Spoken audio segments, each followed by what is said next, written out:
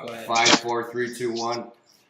Dave and Joe, director Mike Herrera, and we have our special guest, once again, Andy Pohl, co-founder of DNA Sports. And before we talk about some specifics in fundamentals and baseball and possibly some other sports, we're going to talk about the events of the past couple weeks in the world of pro and college sports, which our director wanted us to talk about. Where there was a article that the Bengals signed Joe Mixon to a 4-year contract. For those of you who don't know who Joe Mixon is, he broke a girl's jaw when he was at the University of Oklahoma.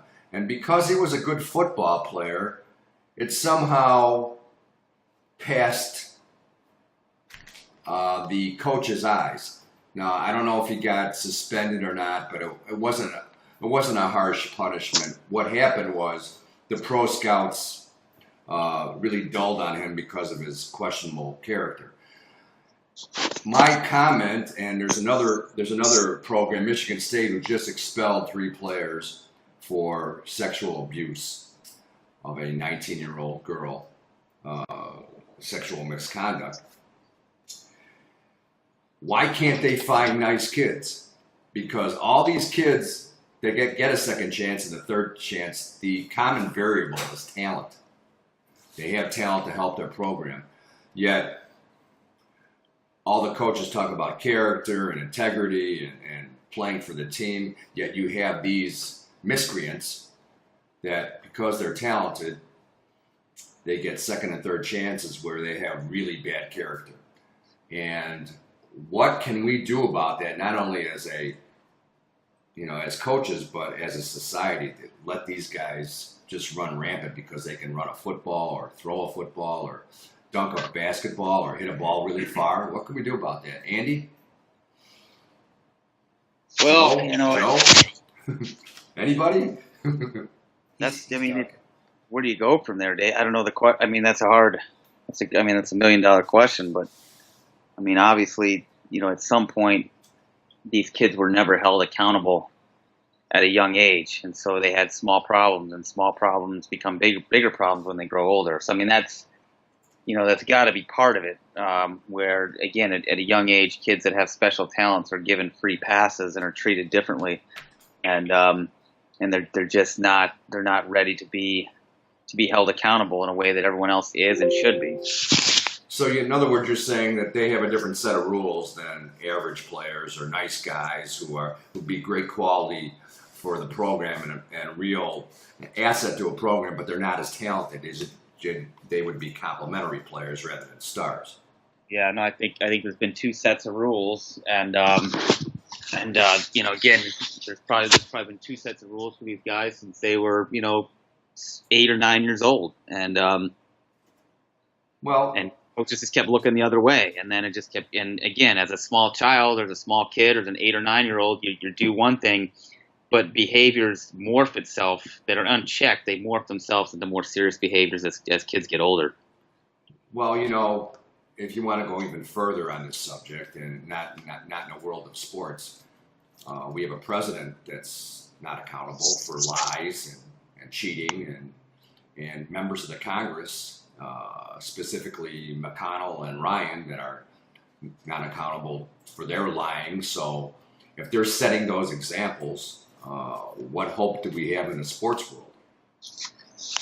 Yeah, and I think that just going off of the way what you guys are talking about, how kids with talent are not held accountable, it's strange to me how it's backward, whereas kids who are never going to make it to the pros, they need to learn to be held accountable because they can't go to their job every day or walk in if they're knocking or beating their wife up, anything like that. If they get arrested, they're going to get fired from their job. And if you're in the professional game of baseball, basketball, football, anything, it's your job. It's your form of employment. And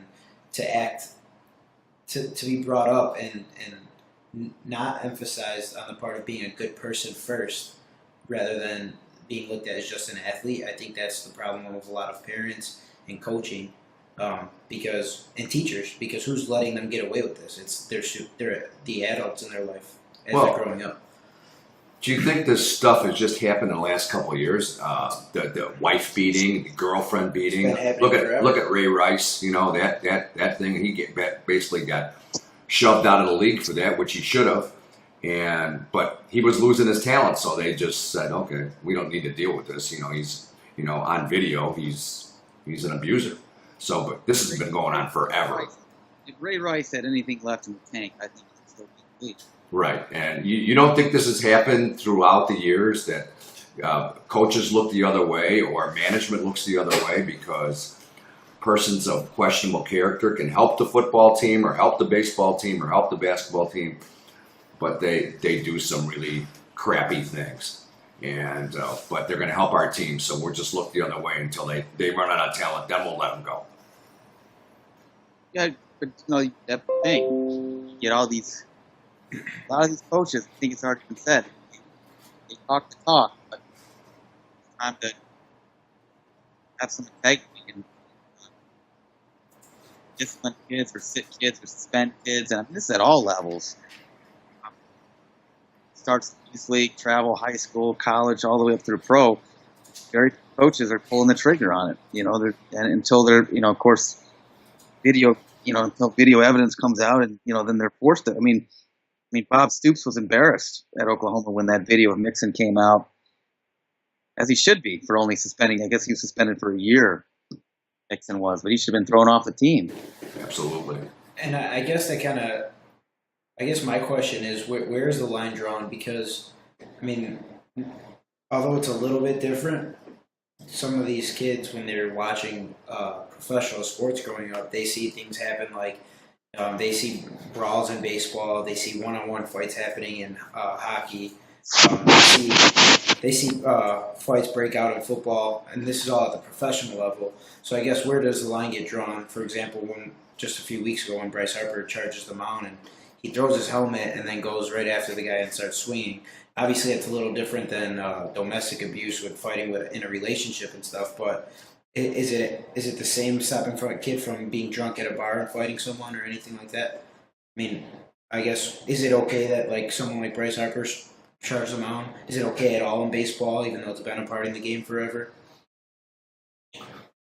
I just think that's. I think you're comparing apples and oranges when you're trying to compare the pro game to the amateur game, and I think that's where it just takes really good coaches and role models to help young athletes separate out what happens at the pro level, and then how does that translate to the youth level? Because a lot of things don't, and so if you're getting paid to play and you're getting paid millions of dollars and I think there's a different standard. I think there's a different standard behavior to a degree, but well, as a coach, have you ever told your pitcher to throw at a hitter? Have I? No. They've done it on their own, and they've done it on their own to protect their teammates, right? Right. Well, ask me that question.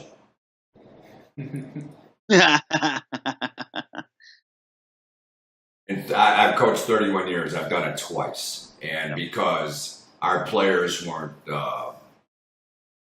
strong enough to understand what was going on, we had a team that went after our second baseman with an illegal slide. He slid at the hip and he tore up a kid's knee, and I thought that they would take care of that. So they didn't, so I called for a pitch, not at the head, but throw it at his butt or throw it at his back. Because I thought the kid who was pitching would have enough sense to protect his teammate, but he didn't. The other time was last year when we had somebody hot dogging and shoving it in our team's face when they were up 15-2, and I asked a player to hit this kid, and he threw behind him, which, okay, I can live with that. But that's the only two times I figured they can take care of themselves. But in high school, unless you're brought up like that, they don't think like that anymore. They just go ahead, hey, get your brains beat in, get your brains beat in. And you can hot dog and you can do all the things you want. And sometimes there has to be a team sense without being malicious. And we try not to, I've never headhunted anybody ever. I know teams that do. In high school, for sure, in college, obviously, and in the pros, you get these knuckleheads that headhunt and they're like throwing 95 miles an hour. Well, it's a lot different in high school and college. They don't throw as hard, but it still hurts. Yep, it all hurts. So, All right, so where did you want to go from here? You want to talk about Paul Reddick? we can talk about Paul Reddick. You know who Paul Reddick is, Coach? Yeah, I know you do. Not as familiar as I should be, but I do know him. Okay, well, we'll talk a little bit about him. He's an independent baseball scout who's got his own website. He's supposed to be a pitching guru for sinker balls. For little, I don't know why 9-year-olds would throw sinkers, so a lot of people tune into him. He tries to sell his tapes and his books and whatever, but he had a nice article about comparing Strasburg with Maddux, and Joe just read it, and I've read it before, and he makes a lot of good points just by showing Maddux's and Strasburg's delivery, and you want to talk about that? Yeah, I mean, Did you want to? well, I guess let me ask you a question. What do you think about his very first point when he talks about Strasburg having movement that is negative versus Maddux's forward movement? And Andy, you didn't see this article, but basically what it is as Maddux leg lifts, his high leg kick, he starts to move toward home plate versus Strasburg's leg lift is more toward second. And Okay. I guess I want to ask you guys first, what do you think about that? Well, he's going to be late. I mean, just to be simple about it, he's going to be late. And then when you're always late, you tend to rush your motion. Strasburg has a lot of other things that he does wrong. He's gotten away from fundamentals by pure talent, but he's already had Tommy John surgery. And he's already lost something on his fastball. Maddux had a 20-year career. I think 20, 21 years, whatever. And he was efficient, and it starts with the high leg lift, and it ends up with not dragging your back foot and finishing your pitches, which Strasburg drags. He's got an enormous drag, and it's all upper body, much like a lot of pitchers that wear out quickly, like Mark Pryor of the Cubs, who was your favorite guy, Andy, a Tom House guy. Yeah. That's, you want to talk about that. PhD Tom House. Obviously, he has some good things like stay in a straight line. I think that's about it. So, but, Strasburg has such an inefficient delivery, and Maddux was so efficient. And Maddux just had a lot of movement. And he said, if I can get you out the first couple pitches, I don't need to strike you out because, I'm going to make it so you're going to hit the ball, you're not going to center the ball. And he did it pretty well. And he's a Hall of Famer. So Strasburg, I don't think he's going to be a Hall of Famer. And I think he's going to break down again and again and again. So he's an inverted W guy. He's got a flat arm at foot strike rather than having your arm up. He's got a lot of things that he does wrong. Maddux doesn't. And if you go on a website, and I hate to publicize websites, but ChrisO'Leary.com, you see Maddux is a 16-year-old throwing 93 miles an hour. So Maddux could throw hard despite popular opinion. He could probably, when he was younger, get up to 95. But he just wanted to get people out. His strikeout totals were pretty high. Check out his stats. They were pretty high early in his career. So he got better in the middle and later in his career because he didn't focus on strikeouts. He focused on getting people out. And he was a genius in understanding how to get hitters out by research and by watching a guy in the box and knowing what he was going to do that particular at bat. He did his homework. He watched guys' stances. He didn't need a catcher. he was a genius. And with that body, and he was not a toned pitcher, to say the least. So he was just a genius that got away with, not got away with it, just succeeded by arm talent and intellect and just baseball savvy. And a repeatable, consistent, efficient delivery. I mean, that's the whole point of this article here. Like, Greg Maddux has a delivery that is repeatable, consistent, and efficient. So Strasburg might be able to repeat his delivery, but it's not efficient. And it will be inconsistent when he's hurt or getting hit and he doesn't know why. Yeah, and I think when he repeats his delivery, it's kind of lucky. But Maddux wasn't lucky. He just, he said his best coach was his high school coach because he made him have a repeatable delivery, and it served him pretty well. We talked about this before. I think maybe the second or third episode. About coaches look for a consistent player. That's what makes a good player. Someone who's consistent, and they're consistent in their mentally in terms of the way they prepare, but they're consistent. Yeah, I hate to pick on Strasburg, but you can't tell what he's going to do time in and time out. Every start is different. I mean, one start he struck out 13, and then next start he gets knocked out in the 5th inning. Yeah. So basically, Maddux, if you watch his numbers, he was extremely, extremely efficient and productive. I mean, a Hall of Fame pitcher. So, he didn't have a great playoff record because he didn't have overpowering stuff. And in the playoffs, you need overpowering stuff to beat championship teams. But that's just nitpicking. He was a tremendous pitcher. Yep. And so that's why I would say the two biggest things that I like about this article that I think Paul Reddick does hit on the head is the very first, and I think maybe the second to last, where he talks about the first one is obviously the positive movement toward home plate, and I think second to last, where he demonstrates how his torso is still in line with the target, and as a result, he is closer to home plate. And that's how Greg Maddux creates this almost illusion of the speed that he's throwing at.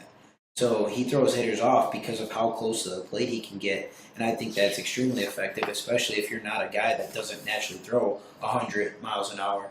Absolutely. So Greg Maddux gets away around living between 88 to 92, right? And he. So in other words, you're saying he's actually throwing a lot harder because he's a lot closer to the plate. Because, what's more important, the speed that you actually Andy, you still there? I'm still here. I'm just listening. He's listening. He's soaking it up. So, after all, what's more important, the speed that you're actually throwing at or the speed that it feels like? The illusion of... Exactly. If I throw 75, but it feels to you like 80... You're going to be out. Then I throw 80. That's it. Because it doesn't matter what's real. It matters what it feels like on the hitter. Yeah, and you're destroying hitters' timing. And Maddux was a master of destroying that's hitters' why timing. When the Little League World Series, when some of those big kids throw 72 and they have the feels like 92, right? Because they're not 60 feet away, right? And it's the same idea of getting closer to the plate, and that starts with a positive move, pivoting off of that front toe and getting closer to the plate with extension. Yeah, I think that was Maddux's deception because he doesn't have a deceptive delivery, but the fact that he could release really close made him really deceptive. Plus, his action on his ball was tremendous. He had movement all over the place, and he basically threw fastball changeup in his big years. I tell you why too. Right here, this is my opinion. Okay, well. He threw fastball changeup because he couldn't consistently get his breaking ball over, so he just jumped in until later in his career when he added a cutter. This is why I think Greg Maddux, and Andy, I got this on the camera, so you could always catch on it later, but if you see right here, his elbow pops over the wrist. Mm-hmm. See the difference? And now imagine turning a fastball over when you pronate at such an angle when it pops over. So what's going to happen? You're going to have a lot more of sink on your changeup, on your fastball. There's going to be a lot more going on there versus this flat arm almost. Good point. Right? Yeah, Strasburg's flat. Every once in a while, you know, You release that and you bone it.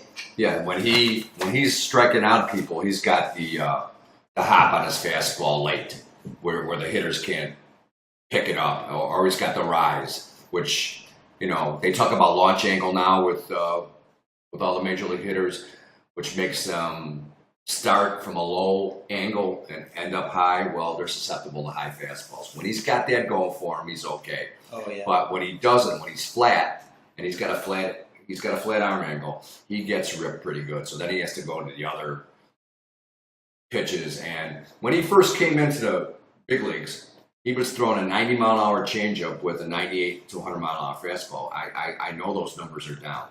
And he used to have a really dynamite slider too, but his inefficiency in mechanics is really hurting him now because it's taken away from his stuff.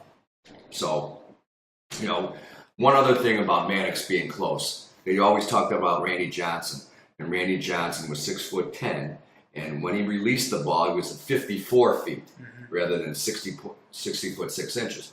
So that made him doubly tough, and that's why he pitched until he was 44 years old, like Maddux. Maddux, 43, 44 years old.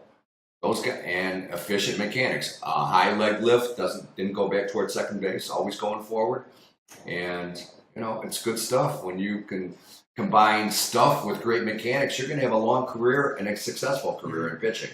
Yeah, and another thing I'll say about that is a guy like Mariano Rivera, he gives off the appearance that he's going towards second base when really he's rotating his hip while moving forward. If you ever watch a video clip of Mariano Rivera, he's got positive movement toward home plate, but he's not standing up high over his back leg, actually rotating towards second. It's just his back hip is closed. He's showing his back pocket toward home plate. So that thing kind of unleashes. Yeah, Hawk Harrelson, one of our favorites, longtime White Sox announcer, said Mariano Rivera had the best release of the ball he's ever seen as a pitcher. And usually he's filled with hyperbole, but I think this time he's right. Because when he came up, he didn't have that cutter when he first came up to the big leagues. I saw him pitch his first or second game in the big leagues. He was a starter, and he had a rising fastball. And nobody could touch his rising fastball. But the next year, the league caught up with him and laid off that pitch. So he needed something in the strike zone. He just happened to have a cutter. He developed a cutter on the side, and he just started throwing it. And he used it from then on in. Every once in a while, he still threw a riser, but it got less and less as the years went on. And again, an over 20-year career, I think.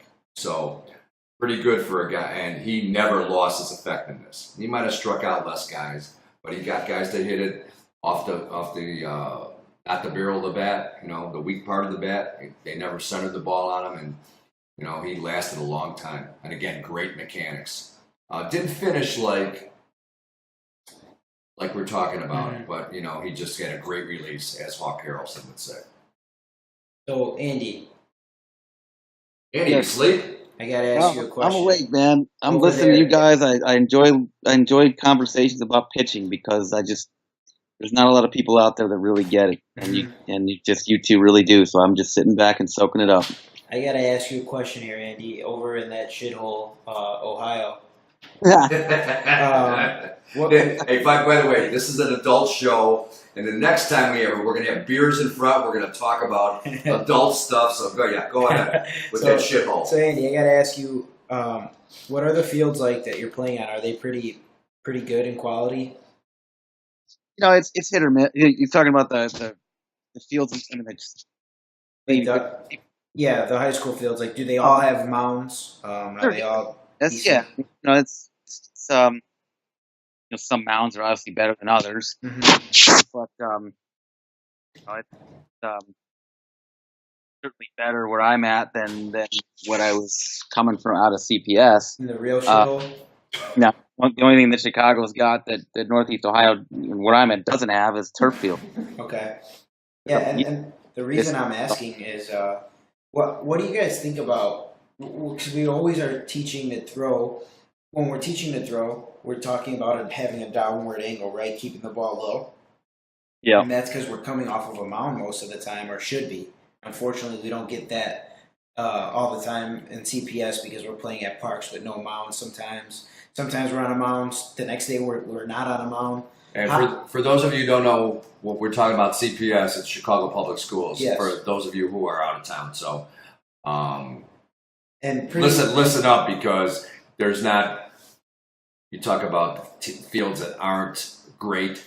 If you're from California, Arizona, Florida, Texas, you're blessed because we play, as Joe said, on a bunch of shithole fields. Yeah, one day you're on a mound. One day a pipe might be your rubber. Who knows?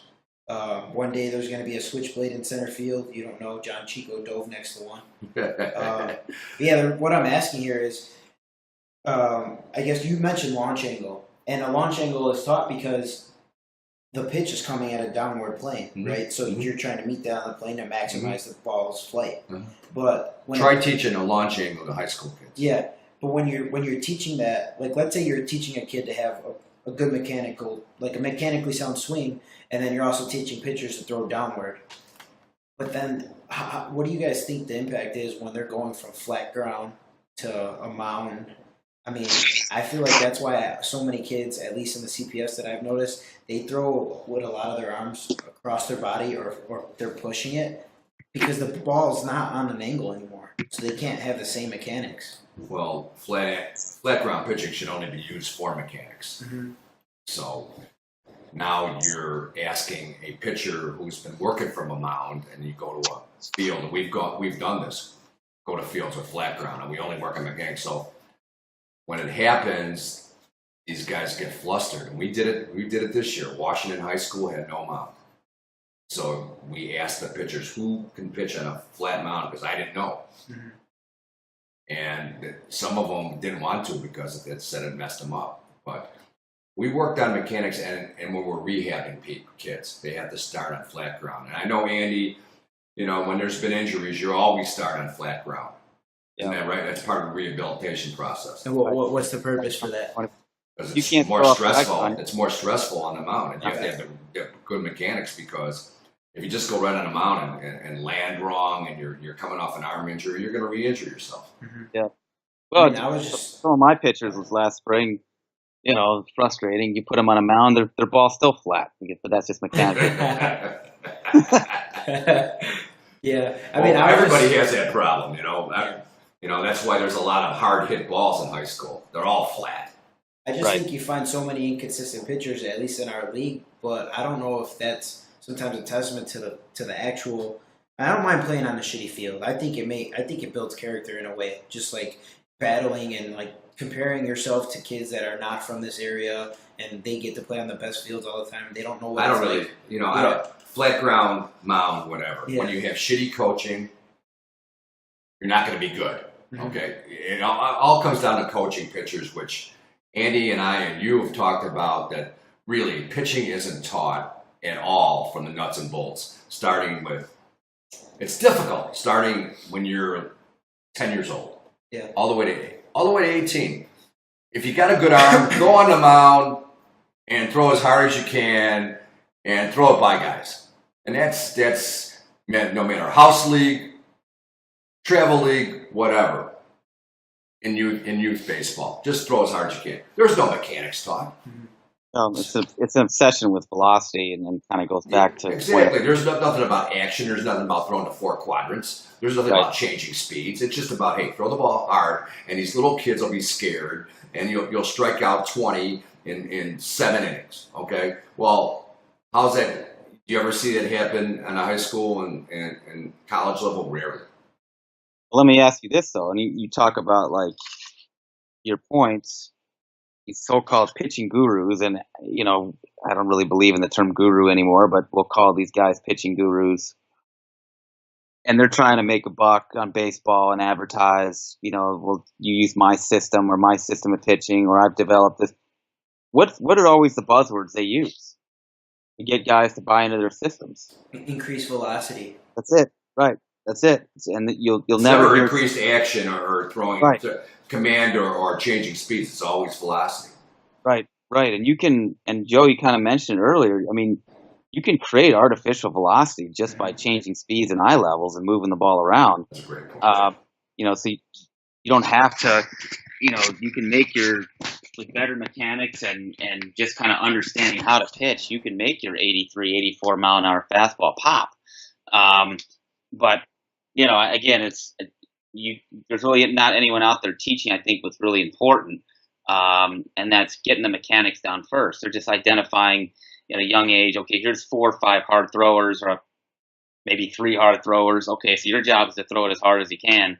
And I'm sure Strasburg was one of those guys who was just physically developed, and hey, just throw the ball as hard as you can. And his mechanics were tweaked a little bit so he could stay sort of healthy and maybe have a little more command. But for the most part, he doesn't know how to pitch. You look at how many guys have you seen it seems like, especially in the last 10 years, at the big league level, who come in as hard throwers and they just fizz out pretty fast. How many hard throws have really been sustainable? Nolan Ryan. Well, I'm saying recently. Nolan Ryan had a great curveball. That's what made his fastball more successful. Plus, he developed a changeup when he was in his 40s. Right. Randy Johnson. Seaver lost his fastball. Tom Seaver. Palmer lost his fastball. Those guys had, Tom Seaver was a classic drop and drive pitcher, and he would have dirt marks on his back knee, and that was excessive. Palmer was the classic over-the-top guy that lost, and he had that hop on his fastball. He just throw four-seam, and he deceived hitters because he didn't throw, I don't think he threw 95, 96. He was around in between 90 and 95, but he had that hop at the end, and then he threw a curveball to change the eye level. He had it straight over the top curve, and they thought a fastball was covered and it dropped right in. Remember Sid Fernandez, Andy? Yeah. Sid Fernandez had a four-seam fastball. He never made it over 90 miles an hour. Right.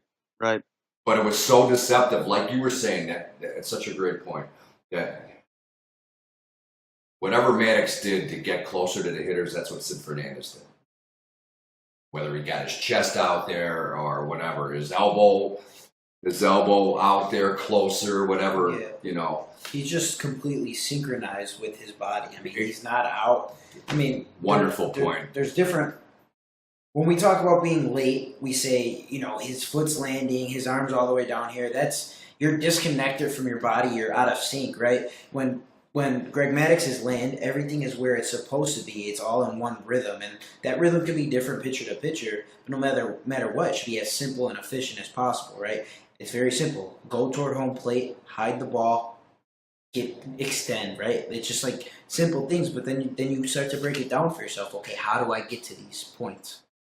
But when you don't have the coaching to actually make it simple for you, how do you ever understand something that complex is from the outside? Something as complex as pitching, how can you break it down to be simple? Well, you have to tell pitchers, do you want your arm to hurt? Do you want to throw harder? You want to get injured?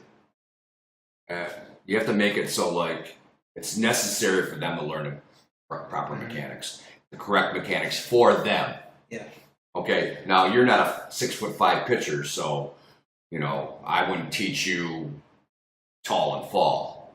I would teach you use your legs because you have leverage against the mound. You're shorter, and you can use the mound, and you're more athletic, lower. For a 6'5" pitcher, we want him to get out there as far as possible and not break down so the ball's flat. How many coaches do that? Per player? How many coaches do that as freshmen? They just want to throw the ball by guys, and I've never had. I think you're one of the only pitchers I've ever had in 31 years that was ready to pitch as a freshman. And you didn't even throw 70 miles an hour. No, I think I threw slower and slower. But you had a command of the strike zone, and you had this will to win. You were super competitive, and you understood how to get people out. You understood your stuff and how to get people out. So, like Maddux, when he was starting to lose his stuff, but he still understood how to get people out, so he used what talent he had left, and he used the hitter's weakness against them, which you did. And you did it as a freshman. You were throwing, I don't know, 68-mile-an-hour fastball. Some sort of fork ball that Yeah, just tumbled in there. Which was 58, and then he had like I don't even know if he had a spinner or a changeup. I know you had 2 pitches, and these guys. It depended on the day. Yeah. Hey, you got outs, Joey. I remember it specifically. I remember it very vividly. You're out. He beat this one team, but I swear these teams were going back and slamming their bats against the wall or a fence post, whatever we have in CPS. And you beat the city champs 7-2, and it was like it was easy for them. And these guys were a couple of guys are in the minor leagues now, and they were just so upset. Too bad. The point is, there's many different ways to get hitters out. You can get them out with velocity. You can get them out with action. You can get them out with deception, and you can get them out below the pitching speed, below the hitting speed. I'm sorry. So. A lot of different ways. But then there's the combination of it all, right? That's a Hall of Fame pitcher. I can't throw 100% all the time, but maybe I haven't done it in a few batters, and I have this guy 2 strikes. Maybe I'm going to gear back and really try to blow something up by his neck. He's not going to expect it. It's a combination of changing speeds, throwing within yourself, and then every now and then reaching back and, like you were saying, reaching back for something. Yeah. And changing it up on that. And again, deception not only with delivery, but also with the pitches, like throwing pitches that look like strikes and end up out of the strike zone, which if you don't do that in the big leagues, you're going to get mashed because big league hitters can hit strikes. Mm-hmm. But they struggle with pitches out of the strike zone that look like strikes. You see all these guys, why aren't they laying off? Well, you stand up in there and try to hit a 95-mile-an-hour fastball. Well, yeah. And a regular person, everybody in the stands, try to hit a 95-mile-an-hour fastball. You're going to cheat your ass off to try to hit that, and then they throw a little twister or something that looks like a fastball, ends up in the dirt, and you're going to strike out. Or even worse, try picking up an 85 to 90-mile-an-hour slider.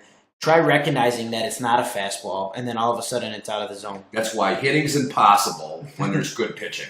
Impossible. So baseball's so difficult. And to that point, if baseball's that difficult, then we need great coaches, and we don't have them. That's why American baseball sucks in a lot of areas.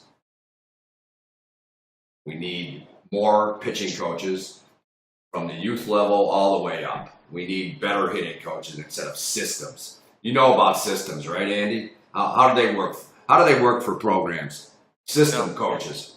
Systems fail eventually. If you have the right personnel, you'll be very successful. But if you can't get that same personnel in all the time, which high school programs really can't, and a lot of college programs can't either, systems always break down. And you can defend against systems. You can match up against them because you know what to expect. So, I think Bobby Knight, Indiana coach. Yeah.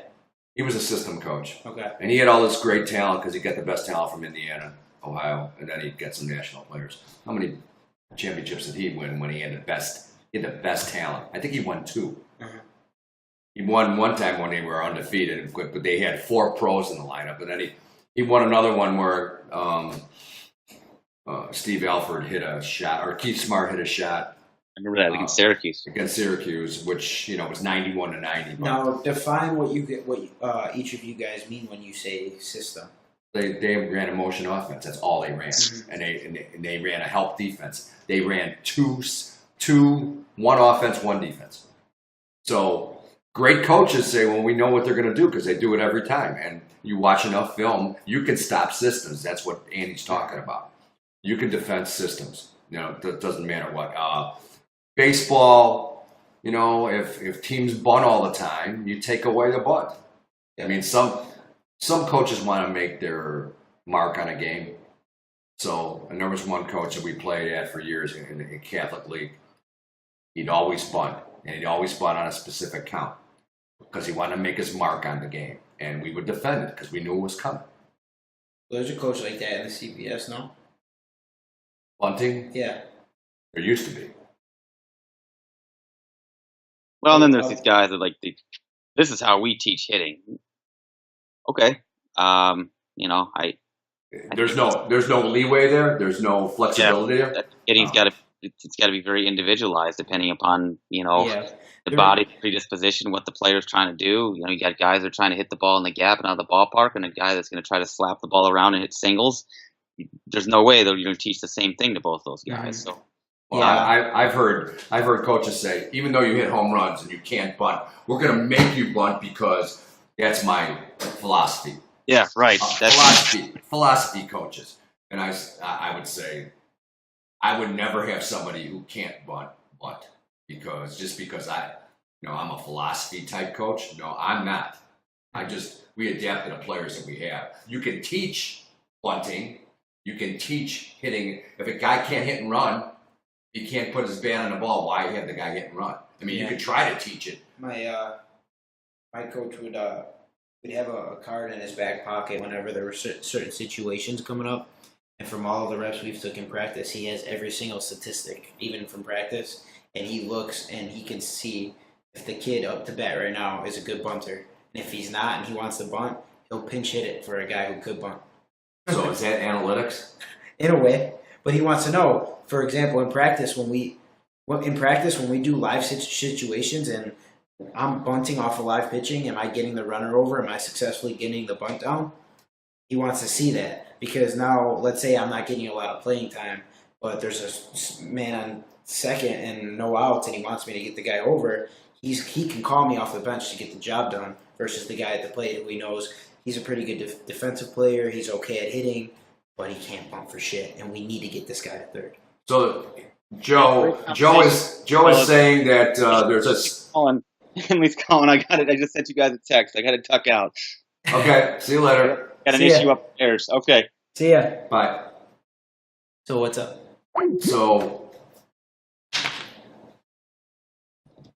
you're saying that there's room in baseball and any other sport for analytics slash stats. Mm-hmm. Well, when you're doing things like bunting, that's a little more sure of what's going to happen, right? Right. I mean, when you swing at a pitch. No, I agree with you. Yeah. I agree with you. I mean, there's spots for it, but when you have like all these people on the radio and on ESPN or on MLB that they're just so stats oriented. Oh yeah. I'm thinking to myself, did you ever play the game?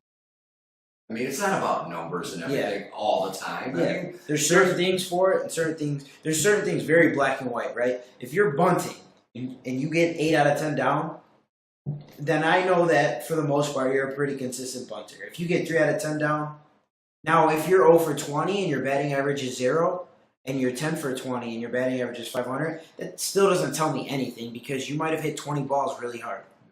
So it really just depends. But when it comes to bunting, you bunt strikes, you have good technique, you see it down, or you don't. So that's very black and white to me. Yeah. So that's one example of just like... You just said something about hard hit balls. Yeah. And they never used to have that stat. Now that's a proof. I think that's a good stat. That's a great stat. And said, okay. That marks quality at bat. His average is like 330, but his hard hit ball rate is 500. To me, he'd be dangerous. Mm-hmm. So therefore, I would use that. Okay, this guy's been great, and obviously the defense has made some good plays on him, and he's had some bad luck. So we're gonna be careful with him. Then you have some guy who's hitting 400 and his hard hit ball rate is like 250. Now we're gonna go after him. Mm-hmm. So I can see that. I can see some stats are really good. Some of them are worthless. Yeah, I mean the batting average is, in my opinion, worthless. Batting average is worthless. You know what's important? Runs batted in. On base percentage. Yes, and runs scored. Okay, can you score runs? Can you run? Walks, really important. Walks, and to that end, and one of the few philosophies I have is swing at strikes and let balls go. Now, it's a lot easier to do that in high school. Mm-hmm. I mean, college and pros where the pitches are a lot more deceptive, then it's harder. But in high school, you could pretty much figure out what's a strike and what's a ball right away because the movement is not significant as it is in college and in the pros, especially in the pros. And the difference is, though, why nobody ever catches on to that, Why? is because they don't have that level of maturity. The attention, the ability to stay focused long enough to just, in that one at-bat, keep your focus in that one at-bat, to grind and foul pitches off and recognize... You just said it. Pitch recognition. Yeah. Okay. You don't see any. But they're just not truly locked in. Well, to actually, when I try to tell this kid that I have, he's a catcher. He's got a lot of potential. He's not good yet, but he has a potential to be good. No, I've seen him. And I You're said, right. "Do you know why you swung?" He's like, "You swung because it was a strike, but you weren't ready to swing." Right? There's a difference, right? Being ready to swing, you're ready to swing before it leaves his hand, and then you see it leave his hand as a byproduct of being ready, right? Versus it left his hand. Now you're reacting. You're like, "Oh, it's a strike. I'll swing," but you're not. That's how you pop the ball up. Right. When you come back and you're not sure why you swung at it, that's exactly why. So I mean, there's a ton of things to get into, but I think the number one thing is in high school, these kids aren't focused enough. They don't have the same level of maturity. They should have zones that they should swing at, and it comes with recognizing pitches right away. What are you focusing on when the pitcher starts his windup? Are you focusing on his hand, where the ball comes out, which he should? Even before that, what are you focused on in the dugout? Right. What are you focused on deck, in the hole, or before the game Yes. starts, after you took your pregame and the pitcher's in the bullpen warming up? What are you focused on? You better be watching. The whole time. Yeah. That's how you get your timing down, your rhythm. You see any funky changes in different You pitches know why that he pitchers throws. get pissed off at hitters in the on-deck circle? And they haven't even started the game yet. The number 2 hitter is watching the pitcher. Mm-hmm. Because on significantly good teams, like big league teams, they're watching. You know, minor league teams, they're watching because minor league, they want to get up to the major league, so they want to watch everything. I mean, the good players do. Now, I'm taking a stab here, but I'm guessing every good leadoff hitter, if they're doing their job right, they're really paying attention before the game started. When they're in their bullpen or when they're on deck watching the guy warm They up. watch video. Yep. On They the have to pitcher. know what's going on. Yeah, What, because they don't get help right away. The other guys have it easy. Okay, what did you see? Well, his fastball sunk to my below my hands. Okay, fine. He's got a splitter. He's got to know that before he, the leadoff guy's got to know that. But these 2, 3, and 4 guys, or at the very least, you he's can got to keep match. up. At the very least, he needs to match his timing up. And Right? very few hitters, high school hitters, ask what's he got, what'd you get, what'd you swing at, which some guys will volunteer the information, which you did that. Mhm. Okay, hey, he's got a curveball that it's Yeah, flat. and honestly, I only offer things up when I feel like it's useful. I feel like a lot of times, a pitcher's throwing, he's got a straight fastball, nothing special. It's whatever. Well, But sometimes you see some- something useful and you're like, Yeah, that's valuable information. that's teamwork. If a guy throws one changeup but it was really good, he might use it in a big situation, so a guy should know about it. But Yeah. Well, pitch recognition is the most important thing. And not only pitch recognition, but location recognition. And it's really tough to teach, and a lot of high school coaches who are hitting coaches or just these private lesson guys, they don't teach that. They just teach mechanics. A lot of times they teach mechanics wrong, which we talked about. But pitch recognition, location recognition, okay, if it's going to be outside, I don't care what it is, I'm going to let it go because I'm not going to try to hit that until strike 2. You have to be really disciplined. That's why I watch the Red Sox and the Yankees. They grind out. The Cubs even. I hate to bring up the Cubs. We're both White Sox fans here, okay? except for our director. Our director is a Cubs fan. So we allow that, but the Cubs grind out. And when you grind out pitchers, later in the game, they're going to give you pitches to hit. They get worn down, and then here comes the bullpen. But they recognize, okay, I'm going to hit the inside pitch. And he throws me that fastball, but if I don't see any spin, I know it's a fastball. If I know it's in, I can hit that. So that's the most important thing. One of my favorite players is not in the big leagues anymore because he could recognize pitches, and that was Gordon Beckham. Gordon Beckham came up in 2000. He was drafted in 2008. He came right up. He had 467 in AAA, and his rookie year was sensational. I remember him beating Joe Nathan with a home run, and nobody in the White Sox could hit Joe Nathan. And he beat Zambrano when Zambrano was with the Cubs on a double to right center, and he was really a sensational rookie player, but he had trouble recognizing pitches, and found out about going pitches and he couldn't hit, and then he tried to adjust to that and couldn't hit those pitches either. He had trouble with high fastballs. Let's put it this way: he sucked after that. After the first year or two. Yeah, he sucked. And he didn't get any help from his manager, who said he's not the golden boy I am. And he was a guy who had never failed before, which we've talked about. Travel team guys and stars and youth that. You see how it all comes full circle, even to the big leaguers. Yeah. They've never failed before, so now when they fail, they have a tough time adjusting. So they found out Beckham couldn't hit a high fastball, and then when he tried to adjust to that and cheat on it, they would throw him breaking balls away, and he became a hitter that dangerously close to the Mendoza line. So yeah, he was. And I think he's with Seattle right now, but he was a disappointment. I think we should do a pitching clinic. Pitching clinic. Outside? Yeah, just a pitching clinic though. You hear that, America? We're going to do a pitching clinic, and we'll talk about a lot of the stuff we've just talked about, and it's really interesting to watch a pitching clinic and breaking down everything because, we need help.